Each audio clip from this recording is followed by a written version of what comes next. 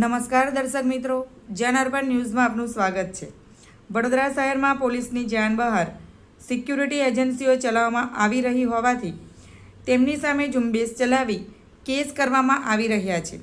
તરસાલી ઉમા વિદ્યાલય પાસે આવેલ માલાબાર વેલી એપાર્ટમેન્ટમાં ફરજ બજાવતા સિક્યુરિટી ગાર્ડ રાજેશ ચૌહાણની તપાસ કર્યા બાદ એસઓજીએ નારાયણ સિક્યુરિટી એજન્સીના સંચાલક ગુમાનસિંહ વિજયસિંહ ચૌહાણ નવનીત પાર્ક રવિ પાર્ક પાસે તરસાલીની પૂછપરછ કરી હતી, જે દરમિયાન તેમને 4 કર્મચારીઓ રાખ્યા હોવાની વિગતો ખુલી હતી, પરંતુ આ બાબતે પોલીસને જાણ કરી ન હતી, જેથી પોલીસ કમિશનરના જાહેરનામાના ભંગ બદલ તેની અટકાયત કરવામાં આવી રહી હતી। આવા જ નવા સમાચાર જોવા માટે જોડાઈને રહો જન ન્યૂઝ સાથે।